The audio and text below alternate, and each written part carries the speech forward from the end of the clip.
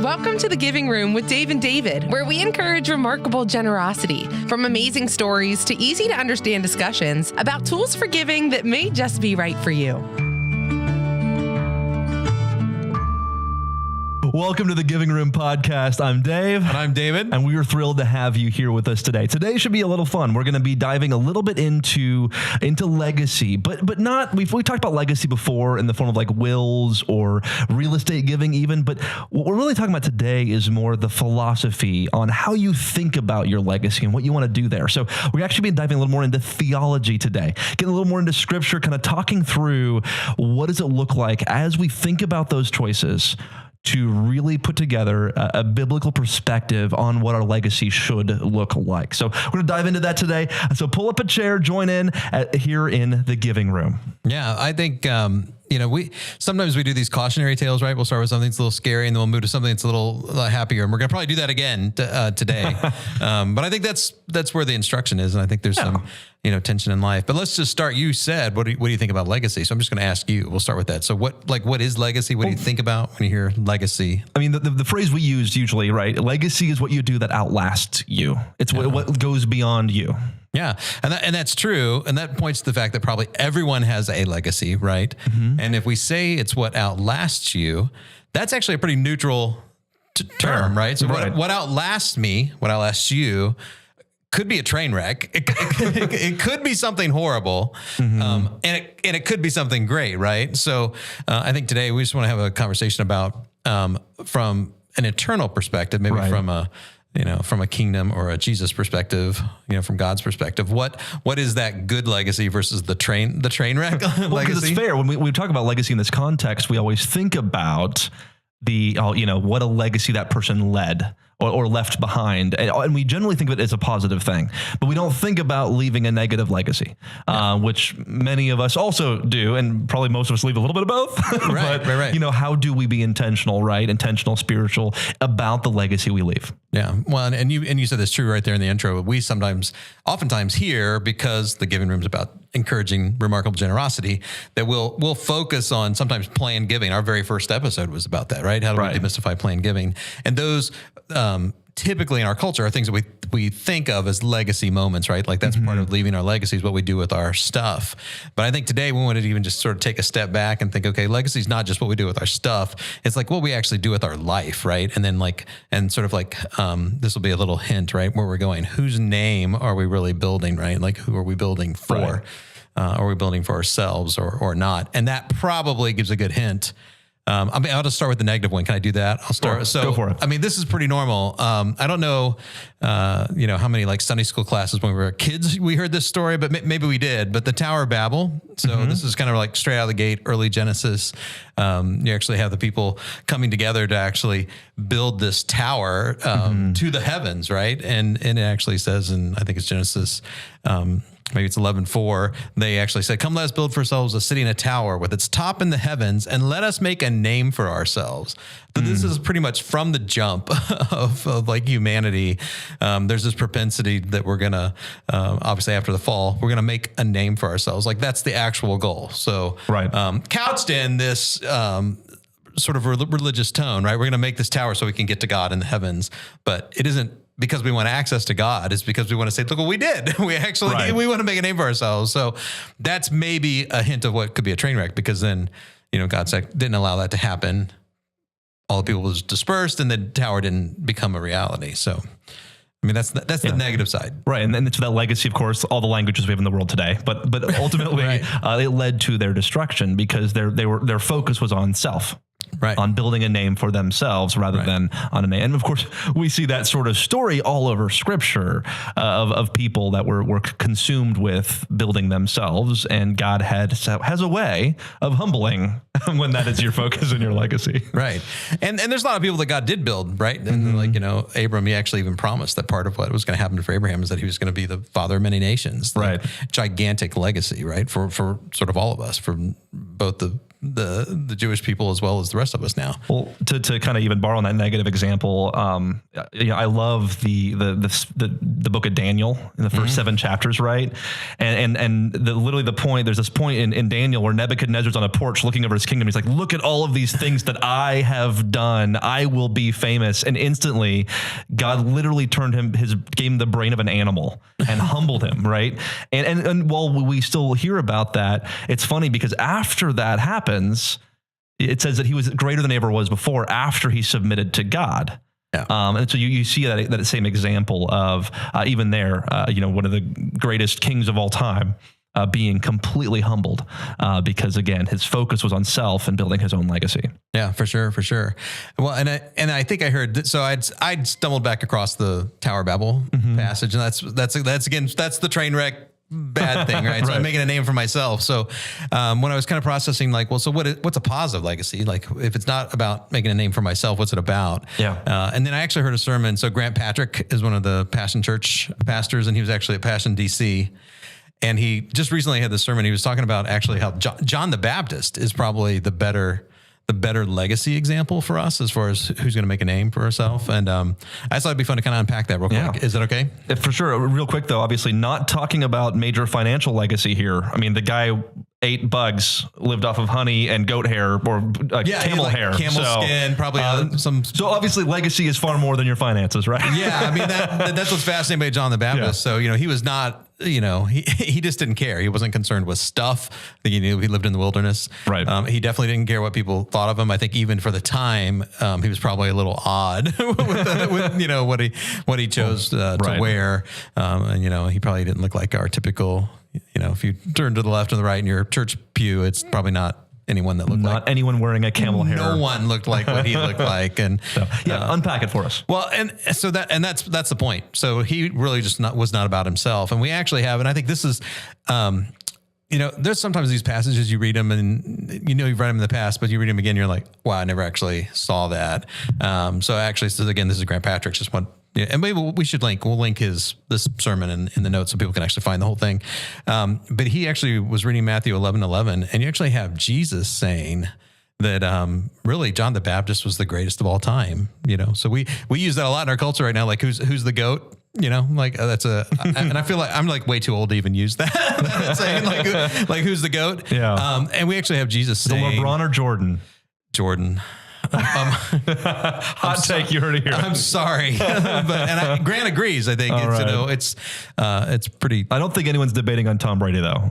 Yeah, you're probably right. Yeah, but John the Baptist is the. Well, we actually have in Matthew 11, Jesus actually says that John the Baptist. So this is truly the greatest of all time is Jesus, but he is saying that among the people that are born of women, there hasn't arisen someone greater than John. So of everybody that's been born of a woman, and that's all of us, there hasn't been anybody greater than John. So that's actually Jesus himself saying, you should look at John.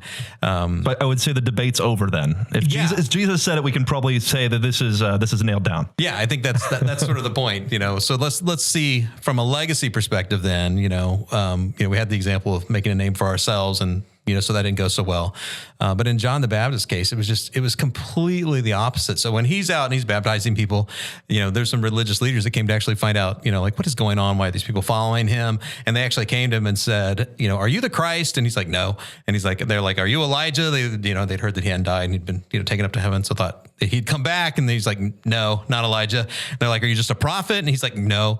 And they're like, well, who are you? And he's like, I'm just a voice of one crying in the wilderness is what he said. So I'm just here. And then you find out he's like, I'm just here to point to the one that's coming. So and the one that's coming is Jesus.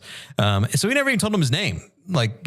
He just said like complete non-answer as far as who are you? He's like, I'm the one that's pointing to somebody else. You don't even have to know who I am. And then I think what's fascinating, you can sort of just fast forward a few chapters and you have, John the Baptist and Jesus get in the same place, and John's like, "Behold, the Lamb of God." So this is the Lamb, and then later they're actually baptizing people in the same place, and and it's like John's got his own followers, and then Jesus has all of his own followers, and some of John's followers are like, he's baptizing folks. He's kind of stealing your thunder. That's the idea, right? This is what Grant said in his sermon. It was kind of funny. Maybe we need to figure out why this guy's like set up shop on the other side. And the answer from John the Baptist was really, this is what's supposed to happen. Like this is, he's the bridegroom. I'm just the friend of the bride. And that's when he says, he must increase and I must decrease. And I think that is so countercultural, right? We just started talking with, the greatest of all time. And the way Jesus tells us that John was the greatest of all time is because John's perspective was, I'm nothing. This is the guy. And as his ministry grows, mine's supposed to go away. Like if you're following me, it's supposed to lead you to him. Right. Well, it's that upside down, first shall be last shall be first. You see that story over and over again throughout Scripture, through Jesus, of course, predominantly. John is the greatest of all time because his eyes were laser focused on Jesus as the only one who should be great. Yeah. Well, I think, we're going to build on somebody's name or for somebody's name. And I think it's just I want to say it's not our fault, right? It's just like culture pushes us that way. We're going to build our own name. It's like, what's your career and what's your platform? I mean, like this, like how do you get your message out? And I think John was like, no, none of it's that, I'm just building for him. You don't even have to know who I am. And as my role decreases, that's because his is increasing. And that was the goal from the beginning. So, maybe that's a little, it's meant to be encouraging and rebuking, right? Like that's the idea, that would be someone, when our life is over, the legacy piece, what outlasts you, we'd want it to be that our life pointed people to Christ. Like that's the example. So yes, in the context of the beginning room, it's fun to talk about, here's these things, again, things that aren't even mine, right? Things that God's entrusted to us during my lifetime. How do I leverage those for the kingdom? How do I make other people's lives better through giving those? But then even my life, how do I make others' life better by pointing them to Christ through my life, so that once I'm gone, what do people remember? Right. They actually remember that's what happened. Well, and we talk about your time, your talent, your treasure, all of these things you can and your use. Influence. And your influence. Forgot the influence part. Right. All of these things are things you can use to build your legacy or God's legacy, and sometimes both, right? But I mean, ultimately the focus should be on, doing something that is permanent, that is eternal versus temporary. Yeah. I think, and what's ironic about that? So John wasn't concerned about, his legacy. His legacy was, I'm going to point to Christ, but we know about him, right? And this isn't like, so here's the trick. You just make sure you point people to Christ and then people remember you. Like that's not the motivation, right? That's kind of back to Tower of Babel. We're going to build this tower so we can get to the heavens and we be closer to God and make a name for ourselves, and it's like the truth comes out. It's really not about that. It's about the other. Well, there's another story right before Jesus goes to the cross. Yeah.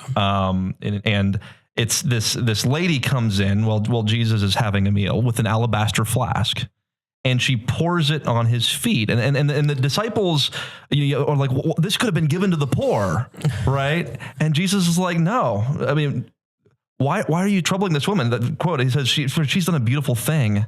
You'll always have the poor, but you'll not always have me. In pouring this ointment to my body, she has done it to prepare me for my burial. Then he goes on to say, truly I say to you, wherever this gospel is proclaimed in the whole world, what she has done will also be told in memory of her. Like this idea, what you do for Christ has an eternal legacy. We are talking about this. We don't even know her name. All we know is she showed up and she worshiped Jesus. And Jesus went on to say, in the rest of the world, we will always remember her. Yeah. This legacy that she left behind. I mean, John the same way, right? And when I struck that verse has always struck that to me. It's this random lady showed up and we were talking about her thousands of years later because of what she did for Christ. Yeah, because her view was he is the most valuable. Mm-hmm. So the most valuable thing for her is going to be poured out on him. Right. And that was valuable, right? Yeah. I mean, she had something of value and she gave it to him. Yeah. And the disciples are like, we probably are on most occasions, like completely clueless, right? They still didn't even understand that he was about to die. Like, absolutely no clue. Right.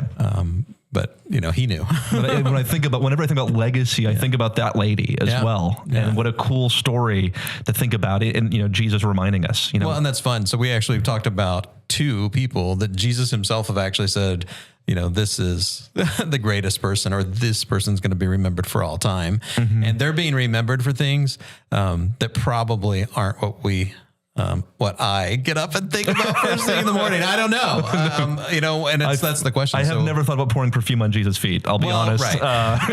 But the principle though. Right. The focus, I'm going to do something that has an eternal perspective, and everything I do is going to be what points to Christ. So that's the bottom line. As we talk about this conversation, I'm reminded, of course, of an earlier episode, episode 4, I believe, when we interviewed John Rinehart and his book, Gospel Patrons. Yep. And in that, he talks about this idea that there are many good things that need to be done in the world, many good causes that need support, but proclaiming the gospel is exclusive to the people of God.